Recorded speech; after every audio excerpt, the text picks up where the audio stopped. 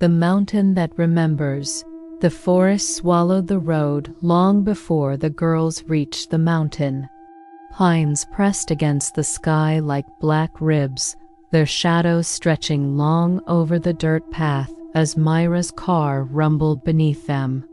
The sun was sinking, the last streaks of warmth dying on the horizon, but none of them commented on it.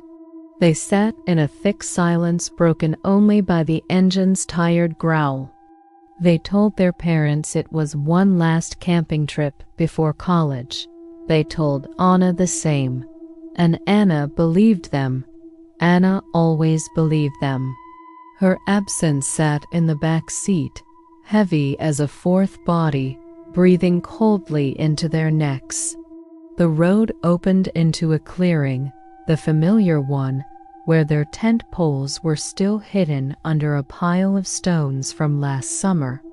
Fireflies flickered weakly in the fading light, and the wind carried the sharp scent of sap and something metallic. Lena finally whispered, "We have to finish what we started." Jess swallowed. "We just need to confirm she's still there. Then we can go back. We can pretend it never existed. Pretend she wasn't a threat. Pretend they had no choice."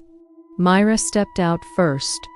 The mountain air felt wrong, too still, as though the woods were holding a breath that stretched into eternity. The night they killed Anna, the trees remembered. Myra felt it in the way their shadows curled inward, the way the soil felt soft under her boots, soft like the earth knew her footsteps. Last summer replayed in fragments behind her eyes. Anna talking about scholarships, travel plans, leaving the small town behind. Anna turning her back to the lake to take a photo. A shove. They dragged her out of the water hours later. Her hair tangled with weeds, her lips parted in shock, her skin already stiffening. Jess cried. They buried Anna 30 yards from the campsite, beneath a crooked pine with bark scarred like claw marks. They promised to never return. Then guilt became louder than fear. So they came back to ensure the body stayed hidden.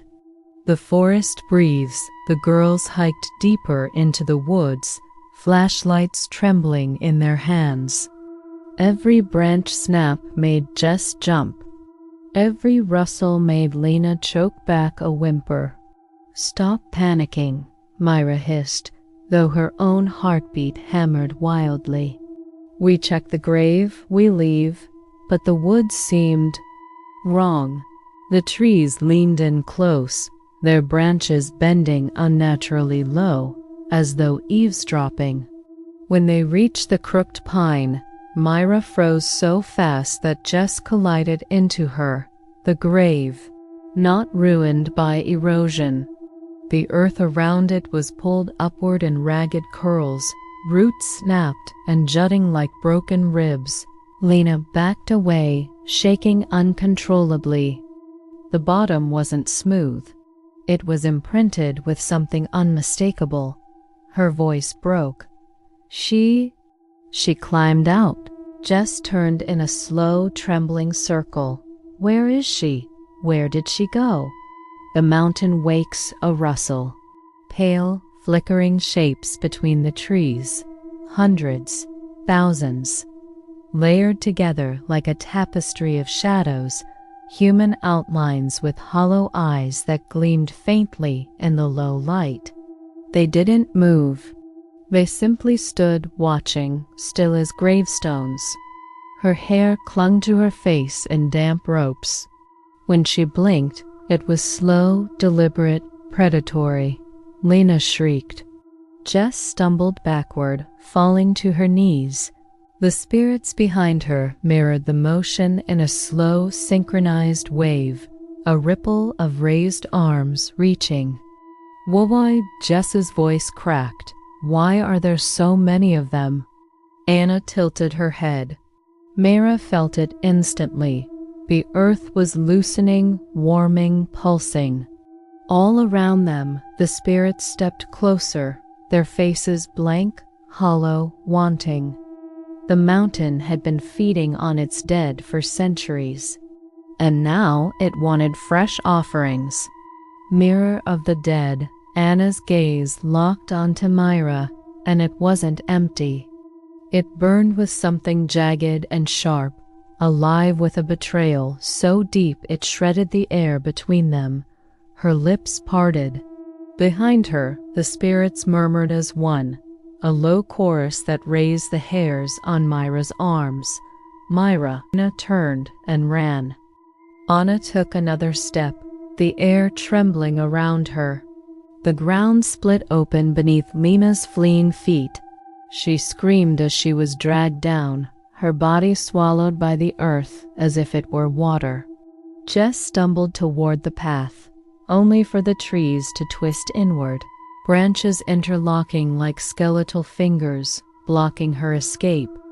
She clawed at them, sobbing, before they wrapped around her, pulling her into darkness. The forest claimed them quickly. The last girl, Myra, backed away slowly, tears spilling unchecked. "Anna, please, I'm sorry." "I'm so sorry." A smile ghosted across Anna's face. The air vibrated with whispers, chanting, pleading, hungering. Their forms flickered with every breath Myra took. Anna extended her hand. "No, I didn't mean for it was a mistake." Myra screamed as the spirits surged forward, their hands cold as moonlight, warm as breath, solid as dirt. They lifted her off the ground, carrying her toward the open grave. Myra's last sight was the canopy of pines above her. Closing, closing, closing. The mountain keeps what it takes. Days later, hikers found 3 tents, a dead fire, and abandoned backpacks near the clearing. No bodies, and if one listened long enough, really listened, one could hear the faintest whisper from beneath the soil, the voices of the girls, soft but clear. "We're still here."